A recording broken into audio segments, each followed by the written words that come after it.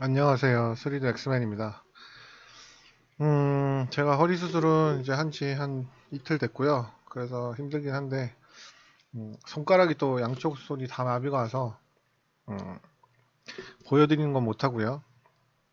말로 좀 떠들도록 하겠습니다. 참 안타까운 부분이 많아요. 이런 질문들도 제가 참 안타까워하는 질문 중에 하나인데요. 뭐냐면, 너무 그 책들과 학원이 천편일률적인 튜토리얼 가이드 위주, 따라하기 강좌 위주다 보니까 기본 개념도 없는데, 말도 안 되는 사람이 진짜 뭐 말도 안 되는 프로젝트를 막 만들고 앉아 있고 말하자면 뭐 이런 거예요. 피아노 이제 학원 다닌 지 한 두 달 된 사람이 막 배트맨의 운명구원곡을 그것도 집에서 취미로 하는 거에 상관없어. 지가 치겠다는데. 근데 막 회사 들어가가지고 자기가 피아니스트로 운명교환곡을 치는 거야. 콘서트로. 말이 되나요 이게? 이렇게 이런 걸 일반인한테 물어봐. 에휴 무슨 말 같지도 않은 소리를 하나요? 이렇게 얘기하실 분이 너무 많은데 우리나라는 이 말 같지도 않은 얘기가 너무나 많이 이루어지고 있습니다. 학원 세 달 다니고 한 두세 달 공부해서 포트폴리오 만들어가지고 회사 들어가서 실제 프로젝트 하는 사람들이 너무 많잖아요. 참 가슴이 아픕니다. 예, 참 가슴이 아파요. 기술이라는 게 그렇게 1만 시간의 법칙이라는 얘기가 왜 나왔겠습니까? 그렇게 점점 먹어서 그렇게 공부해서 되는 기술이었다면 세상에 뭐 도둑질보다 쉬운 기술이 없겠죠. 예.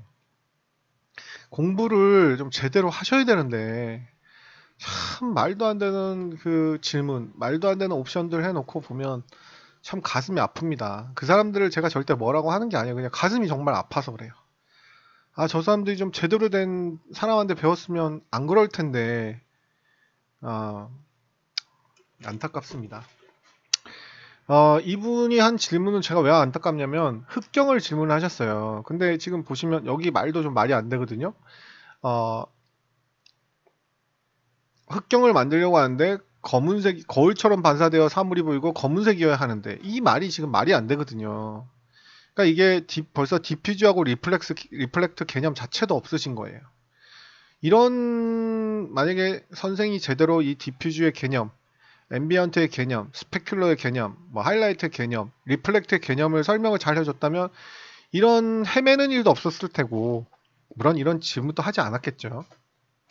질문도 저런 질문을 해도 되겠구나 싶은 질문이 있고 이 질문은 정말 말이 안 되는 질문인데 하는 질문이 있단 말이에요. 이게 지금 이게 후자예요.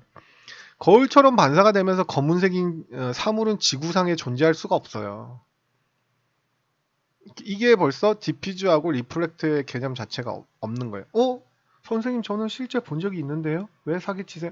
실제로 볼 수는 있어요. 왜냐하면 그거는 사람의 눈에 착시가 있을 수 있거든요. 왜냐하면 사람의 동공은 평면이 아니에요. 라운드가 되어 있기 때문에 아, 여러분들이 안경을 보면 깨끗하게 잘 닦인 안경을 낀 사람을 정면에서 보면 알이 없다고 착각할 수가 있어요. 그죠? 그래서 너 알 없지 하고 딱 만져봤는데 알이 있어. 근데 걔를 각도를 약간 비껴서 보면 반짝반짝 빛나거든요. 그건 왜 그러냐면 우리 눈알이 평면이 아니기 때문에 그래요. 그래서 우리 눈알은 라운딩으로 되어 있고 그 위에 이거 표피라고 해야 되나? 프레넬처럼 이렇게 다시 얇은 그 렌즈가 쌓여 있어요. 그렇기 때문에 그 안에서도 또 산란이 일어나요, 빛이. 그렇기 때문에 수없이 많은 착각을 일으킬 수가 있어요. 여러 가지 착각이 많아요.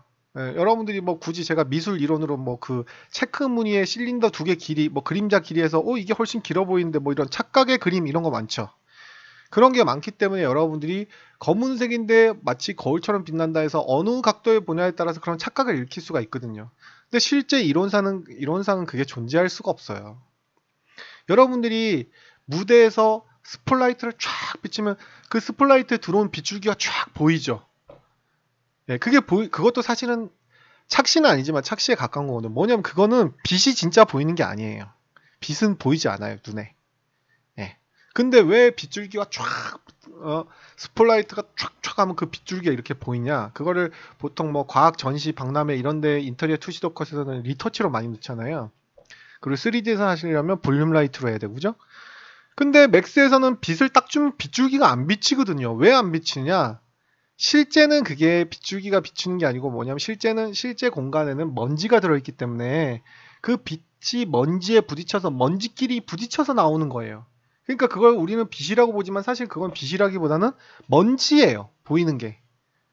그러니까 과학적으로 먼지가 전혀 없는 공간을 만들어 놓고 거기다 빛을 쏘면 절대 빗줄기가 보이지 않아요. 부딪히지 않기 때문에. 그래서 3D 그래픽 공간에는 먼지가 없기 때문에 역시 빗줄기가 안 나오기 때문에 볼륨 라이트라는, 뭐 다른 툴에는 이름이 다르겠지만 볼륨 라이트라는 이름을 메뉴를 줘서 따로 그냥 흰색 매핑을 해야지만 보이는 거예요. 이렇듯이 실제는 착시가 일어날 수가 있어요. 각도에 따라서 사람의 눈이 라운드이기 때문에. 근데 컴퓨터 그래픽에는 착시가 일어날 수가 없어요. 이 얘기를 왜 이렇게 장하게 했냐면 디퓨즈하고 리플렉트 개념을 정확하게 이해를 하면 죄송합니다. 말도 안 되는 질문을 하시면 안 되는 거였거든요. 그러니까 이분도 분명히 학원에서 배웠거나 책을 보고 배웠거나 해요. 제대로 된 사람한테 배우지 않았어요. 디퓨즈하고 리플렉트 개념. 자, 디퓨즈는 말 그대로 빛을 제대로 받는 부분에 그 색감이란 말이죠. 빛을 때려 박으면 그 빛이 오브젝트와 퍼펜디큘러, 수직으로 만나는 부분이 가장 밝은 빛이 나요. 그 부분이 이제 하이라이트가 지는 거거든요. 거기를 이제 맥스에서는 스페큘러라고 그러죠. 뭐 그래서 그 이름이 많이 있어요. 맥스에서도 글러시니스로 조정할 수도 있고 뭐 하이라이트라고도 하고 뭐 스페큘러라고도 한단 말이죠. 근데 거울은 사실 거의 실제 거울은 거의 사실 이론상으로는 100%의 반사라는 건 존재하지 않지만 하여튼 거의 95% 이상의 반사란 말이에요. 반사라는 건 뭘 의미합니까? 내가 저 객체를 그대로 반사하는 거예요. 그대로. 투영이 아니고 반사란 말이죠. 리플렉트 튕겨져 나와서 반사를 하는 거예요. 반사를 한다는 건 뭐냐면 거울 정도의 그냥 이론적으로 말해서 순수 100%의 반사를 하는 정도의 오브젝트는 디퓨즈 색깔이 나올 수가 없어요. 왜냐하면 빛을 받는 부분의 표면, 질감을 그러니까 빛을 제대로 받는 부분을 디퓨즈라고 하고 빛을 다이렉트로 못 받아서 음영이 지는 부분을 앰비언트라고 하고 빛과 오브젝트가 90도로 만나는 부분이 하이라이트, 스페큘러라고 했잖아요. 그죠? 그럼 이 디퓨즈 부분의 빛을 받아야 되는데 이 빛이 반사로 튕겨내는 거예요. 그러니까 빛을 하나도 못 받는 거지. 반사라는 건 튕겨내서 내가 얘를 100% 그대로 데칼코마니를 하는 거니까요. 그렇기 때문에 100% 반사를 하면 디퓨즈 색깔이 나올 수가 없어요. 불가능하죠. 리플렉트가 최고 흰색이 되면 디퓨즈는 무시가 돼요. 무슨 색깔을 주더라도. 네. 그렇기 때문에 실제에서 없는 일은 뭐로 해야 되냐면 리터치로 해야 돼요. 3D하고 실제하고는 많이 괴리가 있어요. 그래서 흑경을 하려고 하시면 일단은 주변의 라이트 색이나 이건 정답은 없어요. 그러니까 정답은 없어요. 수치 뭐너라 이런 건 없어요. 왜냐하면 라이트 세기가 어떻게 되어 있냐, 주변에 비치는 반사되는 오브젝트가 어떻게 되어 있냐에 따라 다 달라요. 그래서 일단은 흑경이면 디퓨즈 색깔은 가장 검은색이 되어야 되겠고요. 다음 반사는 최고 흰색으로 한 다음에 이 프레넬 리프렉션을 일단 체크해. 이 프레넬이 바로 뭐냐면 말 그대로 이제 사람의 눈을 아까 말했듯이 평면이 아니기 때문에 이것까지 얘기하면 너무 얘기가 길어지고요. 그래서 이제 맥스에서는 파러프란 기능이 있어요. 그 사람 눈처럼 하게 해주는 그 기능이 있어요. 우리가 그 아까 뭐 실린더도 마찬가지죠. 우리가 소화기를 딱 봤을 때 내 눈과 퍼펜디큘러 정확하게 수직으로 딱 소화기가 비치는 부분은 마치 반사가 없는 것 같은데 그 소화기 정중앙서부터 끝으로 엣지로 갈수록 반사가 더 많이 일어나는 듯한 착각을 느껴요. 사실은 그 소화전은 그냥 전체가 다 반사가 똑같이 일어나는 건데 근데 컴퓨터 그래픽은 그런 게 없죠. 반사값을 주면 전체 오브젝트가 다 똑같이 반사를 하는 거예요. 그러니까 실제하고는 다른 느낌이죠. 그렇기 때문에 바로 뭐 프레넬이 들어온 거예요. 이제 원래는 이렇게 프레넬 리프렉션이 없었고 예전에 맥스에서는 파로프라고 해서 제가 지금 맥스를 키워봤자 손이 안 움직여서 파로프에 보면 옵션이 뭐 퍼펜디큘러 패러럴 있고 뭐 프레넬 있고 뭐 섀도우 라이트 있고 여러 가지 옵션이 있어요. 거기서 뭐 퍼펜디큘러 패러럴 써도 되고 혹은 프레넬 써도 됩니다. 그 옵션이 이제 간단하게 한 방에 예전에 리플렉트에 파로프 주고 프레넬 이렇게 했지만 이제는 편안하게 하라고 그냥 프레넬 나온 거예요. 이거는 이론적으로 들어가면 너무 얘기가 길어지고요. 그래서 그냥 프레넬 체크를 하고 이걸 흰색을 준 다음에 여기 프레넬 락을 끄신 다음에 프레넬 IOR 값을 조금씩 높이면서 렌더링을 해보시면 돼요. 그래서 반사 느낌보다는 검은색이 좀 많이 나오게 하고, 반사를 뭐 1.6이면 했더니 반사가 너무 안 나오더라면 이걸 조금 높이면 돼요. 그러면 이 값을 높이면 높일수록 반사는 세지지만 검은색이 점점 옅게 나와요. 그럼 이 한계를 어떻게 해야 되느냐? 이게 원래는 맞는 거예요. 아까도 말씀드렸듯이 실제랑 똑같은 값이기 때문에. 근데 이제 말 그대로 실제는 착시가 있을 수 있다고 제가 말씀을 드렸잖아요. 그러니까 그런 쨍하는, 검은색인데도 쨍하는 반사 느낌을 하시려면 검은색을 넣은 다음에 쨍하는 그림들의 사진들이 많잖아요. 컨트라스트, 그러니까 밝은 부분과 어두운 부분의 컨트라스트가 강한 그림 있죠. 어두운데 막 백화점 할로겐 램프들이 막 밝은 것들이 많다든가, 그런 것들을 포토샵에 가셔서 더 컨트라스트를 많이 주세요. 어두운 부분과 밝은 부분의 차이를 더 극대화시켜요. 그런 다음에 그거를 리터치로 그 흑경 부분에다가 흑경 부분을 그 채널로 선택을 해서 포토샵에서, 그 다음에 컨트롤 시프트 V를 누르시면 그 선택된 부분에 안에 반사 복사가 돼요. 붙여넣기 한 다음에 뭐 모드를, 레이어 모드를 오버레이로 하거나 뭐 소프트톤을 한 다음에 오퍼시티를 살짝 조정하면서 터치를 하시면 완벽하게 검은색인데 거울처럼 빛나게 하는 그런 그림을 만드실 수가 있어요. 그래서 그런 착시 현상에 일어나는 말도 안 되는 거는 터치로 하시는 게 맞습니다. 애니메이션일 경우 그럼 어떻게 하냐? 애니메이션도 마찬가지로 그 부분에 매트를 따서 애프터 이펙트 하나 넣고 해서 바로 때려 주시면 돼요. 네, 그렇게 만드시면 됩니다. 이 한 가지가 안타까워서 말씀드렸고, 또 이게 안타까워서 말씀을 드린 거예요. 이 45. 이 45라는 게 왜 들어갔는지는 저는 사실 모르겠거든요.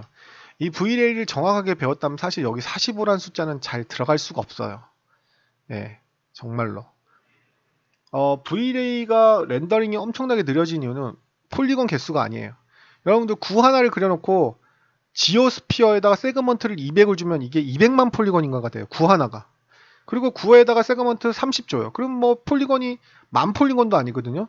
그럼 200만 폴리곤짜리 구와 만 폴리곤짜리 구, 서로 렌더링 했을 때 어느 게 렌더링이 오래 걸리냐? 렌더링 차이가 거의 없습니다.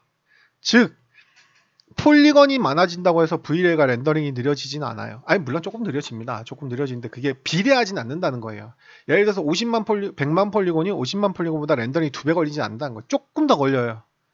왜냐하면 어차피 렌더링은 쉐이딩 상태에서 렌더링을 하는 거기 때문에 와이어 프레임의 폴리곤 개수는 의미가 없어요. V레이에서 가장 렌더링이 오래 걸리는 건 바로 반사예요. 반사도 오래 걸리고 반사보다 더 오래 걸리는 게 바로 이 글러시니스, 하이라이트를 생성하는 이 옵션이 어마어마하게 렌더링이 오래 걸려요. 그럼 그 반사 밑에 있는 서브 디비전은 반사의 퀄리티거든요. 이걸 높이면 렌더링이 어마어마하게 느려져요. 그래서 저는 이 옵션은, 리플렉트 있는 옵션은 심지어 보시면 아시겠지만 글러시니스를 쓰지도 않았어요. 글러시니스를 쓰지 않으면 이 옵션은 건드릴 필요가 없어요. 대부분의 디폴트 값인 8이 충분히 좋은 품질을 뽑아줘요. 그리고 이 맥스뎁스 8을 왜 했을까요? 맥스뎁스 8은 사실 필요가 없는 옵션이에요. 뭐 얘기하자니까 길어지는데, 그래서 제가 항상 말씀드리지만 맥스를 좀 제대로 된 고수에게 뭐 학원처럼 따라하기 강좌 이런 거 배우지 말고 메뉴를 처음부터 쫙 2년이 걸려도 제대로 모든 메뉴를 그런 식으로 천천히 공부를 해보시기를 제발 부탁드립니다. 여러분들 제가 늘 말씀드리는 피아니스트가 되려고 하는 여러분들이 K-팝 곡 3곡을 달달 외워친다고 해서 피아니스트가 되는 게 아니에요. 여러분들 피아노는 잠시 접어두시고 이런 공부를 제대로 하셔야 됩니다. 여러분들. 자, 맥스뎁스의 옵션은 바로 뭐냐? 이 맥스뎁스도 어마어마하게 렌더링을 오래 걸리게 하는 옵션이에요. 유리 2개 만들어 놓고 맥스뎁스 10 올리면 렌더링 안 끝납니다. 맥스뎁스는 라는 개념이 바로 뭐냐면요, 실제로는 반복이 무한이죠. 실제로는 무한이에요. 거울을 2개를 마주보게 하면 그 거울에 반사되는 오브젝트가 다시 이 거울에 반사되고, 그게 다시 이 거울에 반사되고, 이게 서로 무한이란 말이죠. 그죠? 그러면 맥스 컴퓨터에다 서로 반사되는 횟수를 무한으로 놔보세요. 렌더링이 안 끝나겠죠. 그러면 끝나게 해야 되는데 사람의 눈은요, 이거 한 3번만 해놔도 눈치를 못 채요. 어떤 오브젝트 막 반사되는 오브젝트가 방에 막 있는데 예를 들어서 이쪽 싱크대가 저쪽 테레비를 반사하고 있어요. 이게 한 번이에요. 맥스덱스 1. 다시 그 싱크대가 테레비를 반사한 그 모양을 다시 테레비가 반사하고 있죠. 여기 2예요. 다시 싱크대가 테레비를 반사한 걸 다시 테레비가 반사한 걸 싱크대가 반사한 걸 다시 테레비에 반사가 돼요. 그게 3이에요. 사실 이 3만 해도 사람의 눈으로는 정말 충분히 반사가 되고 있다고 느끼거든요. 근데 맥스 V레이는 디폴트가 7로 돼 있고 5로 돼 있나? 아마 그럴 거예요. 5로 돼 있나 그럴 거고 뭐 저희가 디폴트 값을 다 외우진 못해요. 맥스의 스캔라인 렌더는 7이라고 돼 있어요. 근데 이 7이 사실은 되게 과한 값이에요. 왜 7이라고 돼 있냐면 맥스는 왜 디폴트 값으로 맥스 뎁스를 7로 해놨냐면 7은 최악의 경우가 뭐냐면 투명한 유리컵에 투명한 물이 들어있고 다시 이쪽 투명한 유리컵에 투명한 물이 들어있을 경우 최소한 7을 줘야지 서로 한 번을 반사하거든요. 왜 그러냐면 생각을 해보세요. 자, 투명한 유리컵이 두 개가 있을 거 아닙니까? 그리고 투명한 유리컵의 두께 안에 물이 있어요. 자, 그럼 첫 반사를 제가 해볼게요. 자, 물을 유리컵이 반사를 해야 되죠. 유리컵 안쪽. 자, 한 번. 자, 유리컵 안쪽을 유리컵 바깥쪽이 한 번을 반사를 해야 되겠죠. 자, 두 번. 그리고 사실 손잡이까지 쓰면 내용이 또 더 복잡해져요. 유리컵 안에 있는 물을 반사한 걸 유리컵 내부가 반사하고 내부가 반사한 걸 다시 유리컵 외부가 반사하고 외부가 반사한 걸 다시 손잡이에 반사를 해야 되고 이렇게 가면 너무 내용이 길어지니까 여기까지만 합시다. 자, 그럼 이 두 번 반사한 걸 다시 어떻게 해야 돼요? 상대방 유리컵 겉면에 반사가 돼야 되겠죠. 자, 그럼 3번. 그 다음 상대방 유리컵 3번 겉에 반사된 게 다시 상대방 유리컵 안쪽으로 반사가 돼야 되겠죠. 4번.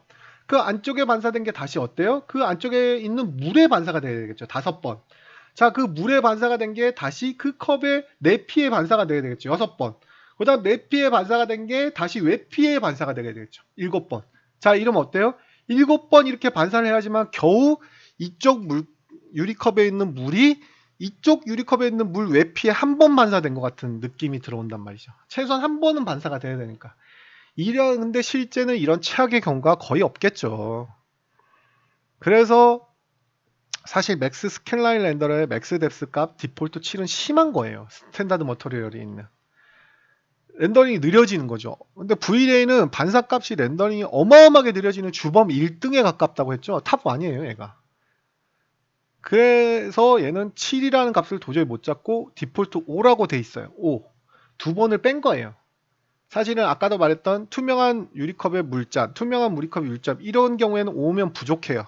근데도 불구하고 너무 이런 경우가 거의 없는데 굳이 7로 렌더링 할 필요가 없다. 그래서 V레이는 맥스 뎁스가 5로 돼 있는 거예요. 근데 사실 5도 되게 그죠? 이제 이해가죠? 5도 되게 사실 과한 값이에요. 5번은 서로 이렇게 팅팅팅팅팅 이렇게까지 반사할 필요가 사실 거의 없어요. 왜 내가 주방에 있는 싱크대 그 위에 있는 그 싱크장에 있는 게 가스레인지에 반사가 되고 한 번. 그 가스레인지에 반사된 그 싱크장 붙박이에 그게 다시 싱크대에 반사가 되고 왜 이게 5번이나 왔다 갔다 해야 되냐고. 사실은 그럴 필요가 없거든요. 사실은 거의 한 3번 정도로도 충분해요. 근데 뭐 요즘 하드웨어가 좋다 보니까 굳이 뭐 이걸 낮추는 것까지는 제가 이게 렌더링의 반사값이 너무 많은 장면에서 낮춤 렌더링이 확 빨라집니다. 근데 뭐 굳이 그렇게까지 할 필요까지는 없고 낮출 수 있을 땐 낮추는 게 낫다. 이 메뉴를 정확하게 알면 내가 낮출 수가 있는 거죠. 이렇게.